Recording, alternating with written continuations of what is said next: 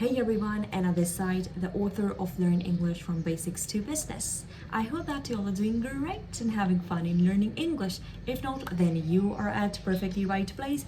Well, today I'm going to figure out this one solution. The one problem basically was that it is how can you stop translating in your head and start speaking in English directly without translating from your native language to English and English to your native language. And this juggling process is going to make the whole thing jaded. You don't need to do that. Let's get into the solution directly. Well, if you haven't subscribed to my channel yet, what you guys are waiting for? Your appreciation matters for me a lot. Go and subscribe to my channel. Basically, let me tell you one thing. When you translate, what basically happens? Your mind is engaged into two actions. The first action is to accessing the information, and the second action is to translating. That's why this process of translation and accessing the information making a stop to your fluency. That's why your fluency is pretty much slow, because your mind is confused. It has to perform two actions.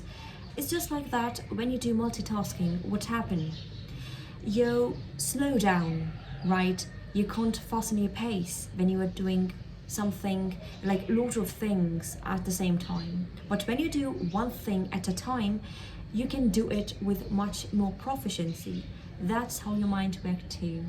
What can you do is, you just need to stop this process. How can you do that? This is the main question.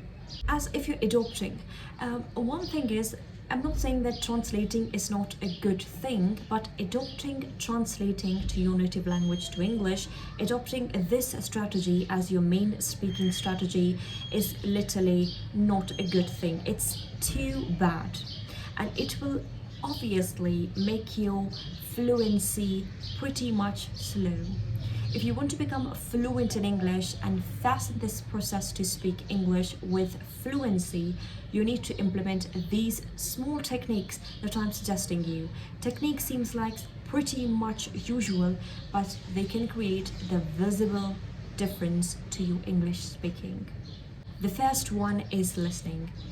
If I share my personal experience with all of you, so I improve my English through listening.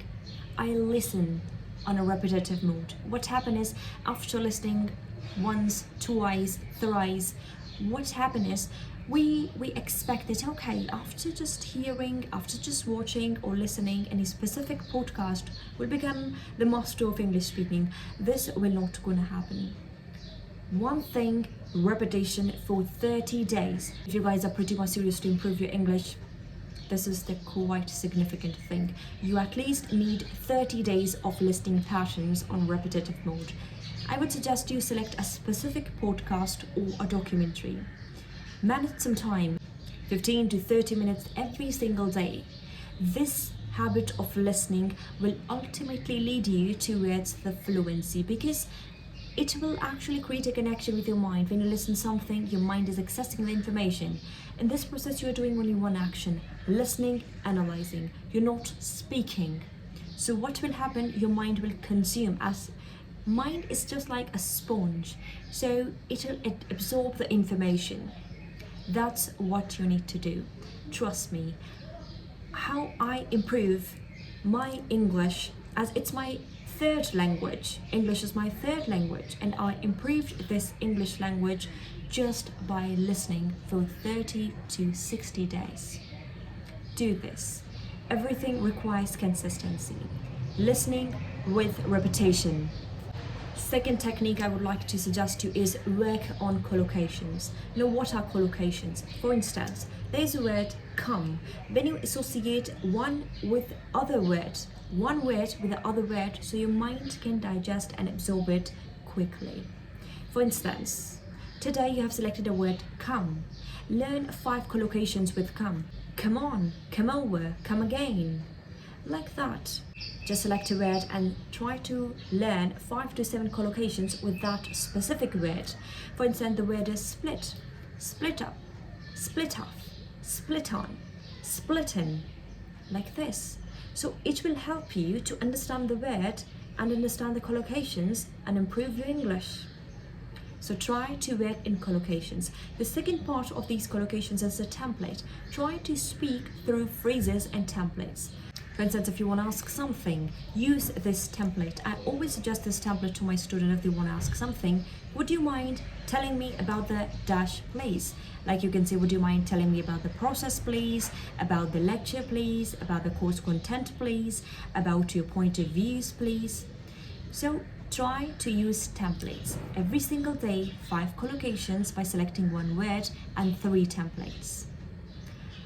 This practice of listening with repetitions and studying collocations will help you a lot. I've enlisted 100 collocations PDF in the description below. You guys can go and download the link and get benefit from there. Shadowing is my most favorite technique that you guys can implement. Every single day try to manage 5 minutes. What can you do is you have to watch a certain video, and after watching that video, what basically you need to do is select a specific dialogue and try to deliver with the same pitch, with the same expressions. So this will be your speaking practice and your intonations will be improved too. Overall, these 3 techniques sound pretty much easier, but they are quite challenging for you. But if you will do these 3 techniques for 30 days, you will see that how incredibly fluent you will become in English speaking, and this problem to translate in your head will be removed. I bet you on this. Implement this technique, and after 30 days, come back. I know there will be only 2% of the people who will do this, but let's hope for the best. If you like my today's video, don't forget to give this video a thumbs up and show your love and support for Enhanced Learning Corner. If you want to interact with me, you can follow me on my Instagram handle in the description below. Take great care of yourself. See you in the next video. Bye bye.